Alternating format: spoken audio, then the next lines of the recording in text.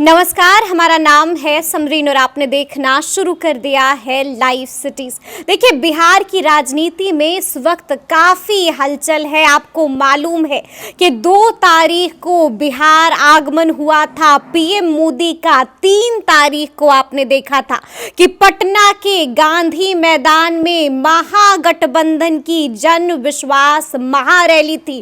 5 तारीख को बिहार आ रहे हैं गृह मंत्री अमित शाह और 6 तारीख को एक बार फिर से बिहार में होंगे पीएम नरेंद्र मोदी। यानी कि अब सबकी निगाहें पीएम मोदी के कार्यक्रम पर टिकी हुई हैं। सब यही देखना चाहते हैं कि क्या उस दिन पीएम मोदी के कार्यक्रम में उनके साथ उनके हनुमान चिराग पासवान होंगे या नहीं होंगे। क्या उस दिन के कार्यक्रम में पीएम मोदी के साथ उपेंद्र कुशवाहा होंगे या नहीं होंगे। तो आज हम इसी मुद्दे पर सीधी बातचीत करेंगे सीनियर जर्नलिस्ट रवि उपाध्याय जी से। सबसे पहले बहुत शुक्रिया बात आपका भी शुक्रिया जी। सीधा सवाल है रवि जी, 6 तारीख को पीएम मोदी एक बार फिर से बिहार में होंगे। क्या उस दिन मंच पर पीएम मोदी के साथ उनके हनुमान चिराग पासवान भी होंगे? देखिए, नरेंद्र मोदी का जो भी कार्यक्रम होता है प्राइम मिनिस्टर का, उसमें पीएमओ से सब क्लियरेंस होता है। मिनट टू मिनट कौन स्टेज पर रहेगा, कौन उनके साथ में रहेगा, ऐसे नहीं होता है। तो वो जब चिराग पासवान का क्लियरेंस पीएमओ से अगर गया होगा तब वो साथ में होंगे, अदरवाइज नहीं होंगे। और देखिए, पीएमओ का प्रोग्राम कहाँ है, वह कोई चिराग पासवान की तो कॉन्स्टिट्यूएंसी है नहीं, वह उनका संसदीय क्षेत्र है नहीं, न ही उनका वह उनके पार्टी का लोजपा का किसी का वो संसदीय क्षेत्र है। ऐसे में और न वो नरेंद्र मोदी कैबिनेट में मिनिस्टर हैं। तो इस लिहाज से उनका वहाँ उपस्थित रहना कोई बहुत मायने नहीं रखता है। हाँ, ऐसे अगर यदि एनडीए फोल्ड में हैं तो वो आ सकते हैं तो आ सकते हैं, लेकिन बीते दिन भी हमने देखा था जब 2 तारीख को कार्यक्रम हुआ था तो मंच पर सीएम नीतीश दिखे, मंच पर पशुपति पारस दिखे, मंच पर प्रिंस राज दिखे, लेकिन गायब थे चिराग, मिसिंग थे चिराग। नहीं, मिसिंग का नहीं है। देखिए, वो उन लोगों का पशुपति पारस उनके कैबिनेट में है, प्रिंस राज भी थे। प्रिंस राज का उनको चाचा के साथ में वह अपना वो क्लियरेंस करा लिए होंगे, वो उसमें कहीं कोई दिक्कत नहीं। सीएम नीतीश भी थे, मुख्यमंत्री नीतीश तो बिहार में कार्यक्रम था और पहली बार जब प्रधानमंत्री आए तो जिस तरह से जो दूरी बनी थी 17 महीने 18 महीने के बाद, तो वो पहली बार प्राइम मिनिस्टर आए थे। तो निश्चित रूप से वहाँ पर सीएम की उपस्थिति थी। और एक चीज़ तो सब लोग देखा, पूरे बिहार की जनता ने, कि किस तरह से उस फ्रेम में, जो माला का जो फ्रेम था, उसमें नीतीश कुमार को जबरदस्ती जो है सो एक तरह से समझा है तो खींच करके अंदर लाया गया। ये हम नहीं करें, तस्वीर गवाह है इसकी समरीन। तो यह अलग विषय है। लेकिन चिराग पासवान का कल जो सभा होगी वाल्मीकि नगर बेतिया में, तो उसमें कोई उनके पीएम मोदी की सभा में उनका 6 तारीख को वह कोई उपस्थिति कोई अनिवार्य नहीं दिखाई पड़ती है, क्योंकि उनका कॉन्स्टिट्यूंसी भी नहीं है, ना उनके लोजपा का वो कॉन्स्टिट्यूंसी है। तो ऐसी परिस्थिति में खबरें ये आई कि न्योता था, उन्होंने बायकॉट किया है। नहीं, लेकिन उनका पहले से शेड्यूल था सारा, उस शेड्यूल तय शेड्यूल के साथ। अब आप कहिए कि तय शेड्यूल, तो यह बात को टाल मटोल करने के लिए, घालमेल करने के लिए, इस तरह की बात, लेकिन ऐसी बात नहीं है। वह जो है सो उनका पहले से शेड्यूल था। इस बात को आप मानिए, लोग माने न माने वो अलग विषय है, लेकिन उनका पहले से शेड्यूल था। उस तय शेड्यूल के अनुसार ही जो है सो वो अपना मूव कर रहे थे। अब हाँ, आप कह रहे हैं कि यही एक वजह है जो 2 तारीख को नहीं दिखे। बिल्कुल यही बात है, और कोई बात नहीं है। अच्छा, आपको लग रहा है कि और कोई बात नहीं है, यही वजह है जिस वजह से नहीं दिखे? कोई नाराजगी नहीं है रवि जी? नहीं, देखिए, नाराजगी क्यों होगी उनको? वो नरेंद्र मोदी के वो टेस्टेड और ट्रस्टेड वो आदमी है।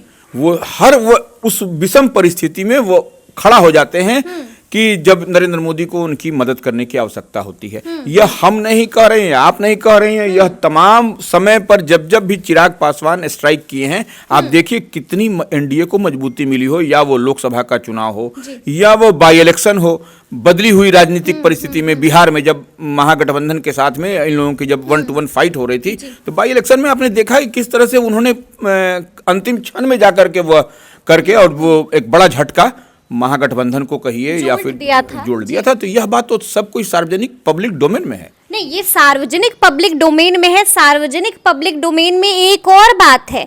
बात ये है, कहा ये जा रहा है कि उस दिन पीएम मोदी के साथ मंच पर सीएम नीतीश भी थे और यही वजह थी कि चिराग पासवान उस दिन मंच पर नहीं दिखे, गायब रहे। नहीं देखिए, वो तवज्जो ज्यादा मुख्यमंत्री जी को मिल जाती और शायद यही बात नागवार गुजरती चिराग। नहीं नहीं नहीं नहीं, देखिए उसको हम लोग दूसरे नज़र से अगर देखें समरीन, तो वो नीतीश कुमार की अलग पहचान है। नीतीश कुमार चीफ मिनिस्टर बिहार हैं, बिहार के वो मुख्यमंत्री हैं और वो नए नए इसमें आए थे, तो वो क्यों आएंगे यहाँ? उनका, हम आपको पहले बताए, ना उनका संसदीय क्षेत्र रहा, ना उनके पार्टी का संसदीय क्षेत्र रहा लोजपा का, तो वो ऐसे में उनके आने की, उनकी उपस्थिति की यह जो कयासबाजी है, यह सब कहीं ना कहीं यह एक अपना अपना जो यूएसपी बनाने का, अपना अपना जो चैनल का जो ये होता है वह है, और कोई वो आधार विहीन बात है उसमें। मतलब आप कह रहे हैं ना कोई नाराजगी है, ना सीएम एक वजह है, कुछ भी ऐसा नहीं, ऐसी कोई बात नहीं है। और देखिए, चिराग पासवान का तो बिहारी फर्स्ट विजन है, यह तो नीतीश कुमार भी जानते हैं, यह पूरी दुनिया, देश दुनिया बिहार जानता है, तो उसमें कहाँ दिक्कत है? और कोई छिपा के थोड़ी कोई काम करते हैं, वो सब कुछ करते हैं एकदम डंके के चोट पर।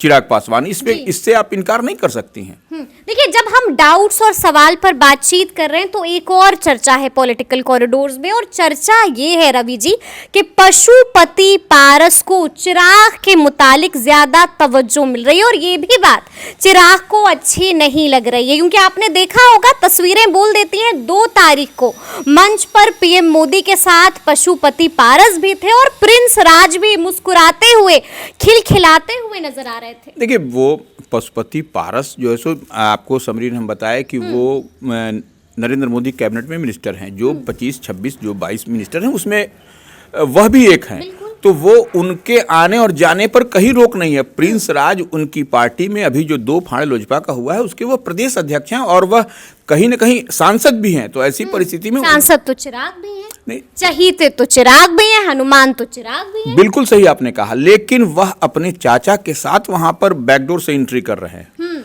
ये बात समझिए। और चिराग पासवान की बैकडोर से एंट्री नहीं हो सकती, वह जो है सो एक फाड़ के वह अपने स्वयं नेता हैं। कहीं ऐसा तो नहीं है कि अब बीजेपी को पारस ज्यादा पसंद आ रहे हैं? नहीं नहीं नहीं, देखिए वो ऐसे नहीं, ये एक बात, किसी को किसी की पसंद और नापसंद उसी लिहाज पर होती है जिसके पास वोट बैंक होता है। वोट की राजनीति हो रही है, एकदम स्पष्ट इसको समझ लीजिए। कोई इसी तरह से कोई किसी से प्यार मोहब्बत नहीं करता है आजकल के जो अभी नई बदली हुई राजनीतिक परिस्थिति में। तो वो चिराग पासवान के पास वोट है, आधार है, वोट ट्रांसफर कैपेसिटी है, तो यह सब चीज़ जिसके पास में होगा तभी किसी को गलबहियाँ करता है, तभी किसी से कोई प्यार मोहब्बत करता है। ये अभी तो ऐसी परिस्थिति में सब लोग जान रहा है कि चिराग पासवान के पास क्या आधार है और क्या वोट ट्रांसफर कैपेसिटी है, वह अन्य लोगों में है कि नहीं, यह निश्चित रूप से बड़ा सवाल है। क्योंकि चिराग पासवान ने तो हर समय, जब भी आपको हम पहले बताए कि जब भी वह विषम परिस्थिति होती है, कठिन परिस्थिति होती है राजनीति में, तो वह उसको ठोंक करके दिखा देते हैं कि हम ट्रांसफर करा सकते हैं, और करा दिया है, और जितवा करके दिखा देते हैं। यह बात तो है चिराग पासवान में, इससे कहाँ कोई इनकार कर सकता है। क्या लगता है 6 तारीख को कार्यक्रम है, आएंगे चिराग पासवान इस बार मंच पर, दिखेंगे पीएम मोदी के साथ? देखिए, यह अभी प्राइम मिनिस्टर का प्रोग्राम मिनट टू मिनट अभी नहीं बना है। ये ठीक है 6 तारीख को वो आ रहे हैं, तो उनके साथ में चिराग पासवान एक दिन पहले भी आ सकते हैं, लेकिन अभी तक की जो जानकारी है वह उसमें शरीक होते हुए नहीं दिखाई पड़ा। लेकिन अभी आज का दिन पूरा बचा हुआ है, कल का बचा हुआ है, तो वो ऐसी 7 तारीख को भी बैठक है एलजेपीआर की। बिल्कुल, देखिए उसमें रहेंगे चिराग, वो संभावना है, वो संभावना है, क्योंकि देखिए उनका 7 तारीख की जो जिला अध्यक्षों की बैठक है पटना में, तो वो वहां पर हो सकता है कि वह आए, हो सकता है, वह भी हम कह रहे हैं हो सकता है। क्योंकि देखिए एक बात और है समरीन, कि कल जो है सो बैठक है। कल बैठक है किसकी? चिराग के साथ में कल दिल्ली में अमित शाह के साथ बैठक है। क्या बात कर रहे हैं, मतलब एक बार फिर से बीजेपी अपने पाले में लाने की कोशिश कर रही है, यानी कि मनाने की कोशिश कर रही है। उनकी चर्चा थी कि नाराज हो गए हैं। नहीं, देखिए कोई नाराजगी नहीं, यह तो परसेप्शन बनाया जा रहा है। अच्छा, यह परसेप्शन बनाया जा रहा है कि चिराग नाराज हो गए, चिराग रूठ गए, चिराग रूठ के बैठे हुए, ऐसी कोई बात नहीं है। जो अंदर खाने में, देखिए यह बातचीत जब चिराग और अमित शाह के बीच में होगी या तावड़े और चिराग के बीच में होगी, तो यह पब्लिक डोमेन में आएगा क्या? यह पब्लिक डोमेन में तो नहीं आएगा, यह अंदर 1 to 1 या हम और आप बात कर रहे हैं तो यह कैसे पब्लिक डोमेन में जाएगा? यह तो जब तक लाउड स्पीकर लेकर चिल्ला के आप बोलिएगा नहीं तब तक नहीं जाएगा। तो वैसी लेकिन पक्की खबर है कि कल मीटिंग है बीजेपी की आला कमान और चिराग की। बिल्कुल यह पक्की खबर है और इसको आप कहीं नोट कर लीजिए। अच्छा। कि हम इस खबर को बता रहे हैं, ब्रेक कर रहे हैं हम लोग, लाइव सिटीज ब्रेक कर रहा है इस खबर को कि कल जो है सो शाम को कल बैठक है चिराग पासवान और अमित शाह की। अमित शाह और चिराग पासवान की कल बैठक है, यानी कि आप ये भी कह रहे हैं रवि जी कि कल की बैठक के बाद तस्वीरें और साफ हो जाएंगी कि आगे क्या होगा और 6 तारीख को पीएम मोदी के कार्यक्रम में पहुंचेंगे या नहीं पहुंचेंगे। देखिए जितनी जानकारी हमारे पास है यह एकदम कहीं ना कहीं रिलायबल सोर्सेज के हवाले से है कि कल बैठक है। तो ऐसे में जो सोर्सेज का दावा है वो कि कल जो है सो बैठक होगी और उसके बाद देखिए कोई बैठक एक ही दिन में एक ही पल में नहीं हो जाएगी समाप्त, तो वह कई दौर की बातचीत होगी। तो अभी और चिराग पासवान को भारतीय जनता पार्टी का हम शुरू से कहते रहे पोस्टर बॉय हैं वो बिहार के लिए। तो और बिहार ही नहीं, उसका इम्पैक्ट आपको दूसरे प्रदेश में भी दिखाई पड़ेगा। जितनी परिस्थिति झंझावट बना हुआ है उत्तर प्रदेश में, झारखंड में, तो चिराग का बेहतर इस्तेमाल होगा इन प्रदेशों में, बिहार के साथ साथ वहां भी होगा। तो कल सीट शेयरिंग पर भी बात होगी निश्चित रूप से। जितनी भी अहम सवाल होंगे मतलब अपने सारे डिमांड्स चिराग कल अमित शाह के सामने रख देंगे। देखिए डिमांड क्या है उनका, डिमांड तो सब लोग जान रहा है जी। डिमांड तो सब लोग जान रहा है कि हाजीपुर एक चाहिए। उसके अलावा जो 4-5 सीट है उनका जो डिमांड, जो उनकी डिमांड में है, जो उनकी मांग है वह उनको मिलना चाहिए, यही तो है उनका। और उसके अलावा कोई दूसरा डिमांड नहीं है और वह डिमांड हमको लगता है कि भारतीय जनता पार्टी उनको फुलफिल करेगी। लेकिन अब आप लोग को सबके जेहन में सवाल होगा कहां से उनको 4-5 सीट दे देगी, कैसे दे देगी, क्योंकि सीट तो लिमिट है, 40 से 42 नहीं होने जा रहा। लेकिन जो जब राजनीतिकार जो राजनीति करते हैं वो लोग जब बैठेंगे एक टेबल पर, जब बातचीत होगी तो वह सीट किसको कहाँ घटाया जाएगा, किसको कहाँ बढ़ाया जाएगा, यह बात भी होगी, ये बात भी होगी। तो तभी जाकर के एडजस्टमेंट भी होगा। ऐसा नहीं है कि सिर्फ मैंने ठोक करके कह देने से हो जाएगा। लेकिन हमको जो लग रहा है कि कल जो है सो कुछ न कुछ खाका खींचा जाएगा और कल कहीं न कहीं बात, मतलब कल का दिन काफी महत्वपूर्ण होने वाला है चिराग पासवान के लिए, बिहार के लिए। बिल्कुल निश्चित रूप से चिराग पासवान और उनकी पार्टी के लिए और भारतीय जनता पार्टी के लिए, बिहार में एनडीए के लिए भी महत्वपूर्ण होगा कि अगर यदि वो बैठ के बात करेंगे तो यह उसके बाद तस्वीर बनती हुई दिखाई पड़ेगी आपको क्या होने जा रहा है। क्योंकि इस बात पर भी सबको गौर फरमाना चाहिए रवि जी कि अगर चिराग थोड़ा सा भी इधर उधर होते हैं तो महागठबंधन का फायदा जरूर हो जाएगा। बीते दिन भी रवि जी हम लोगों ने बातचीत की थी, हमने बताया था कि कल नाम ना लेके चिराग पासवान का तेजस्वी यादव ने एक बड़ा संकेत दिया था। और बड़ी बात आपको बता दें कि तेज प्रताप यादव ने भी चिराग पासवान को खुला ऑफर दे दिया है, साफ कह दिया है कि उधर बात नहीं मानी जा रही है तो आप इधर आइए ना भाई, दरवाजा खुला है।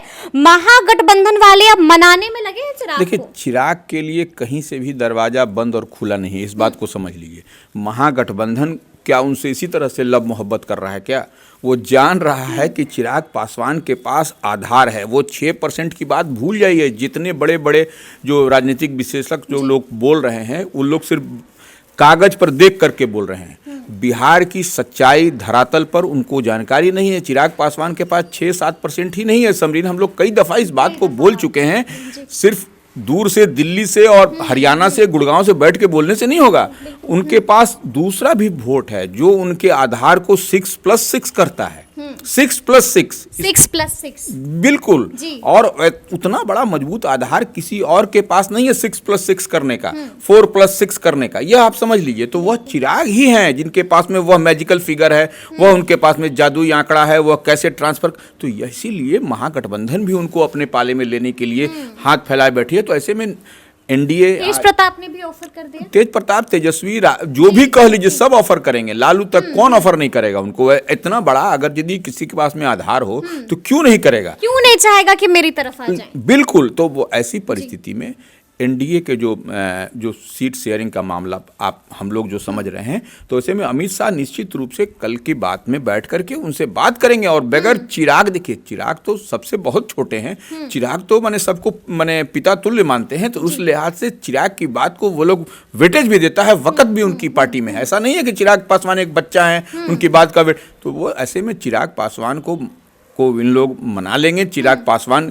की बात जो आ रही है कि रूठे में, वह रूठे नहीं है, तो वो चिराग पासवान को जितनी कहेंगे चाहेंगे वो उनकी झोली में ये लोग सहर्ष देगा, ये लोग मान करके देगा। हम जान रहे हैं इस बात को। ठीक है, हमें ये भी देखना होगा कि 6 तारीख वाला जो कार्यक्रम है रवि जी, क्या उस कार्यक्रम में उपेंद्र कुशवाहा हमें नजर आएंगे इस बार? देखिए, उपेंद्र कुशवाहा की पार्टी जो है सो राष्ट्रीय लोक मोर्चा है। इस बात को अभी तक उनका सैम्बुल भी नहीं तय हुआ है कि किस सैम्बुल, राष्ट्रीय लोक मोर्चा का कौन सा सैम्बुल होगा।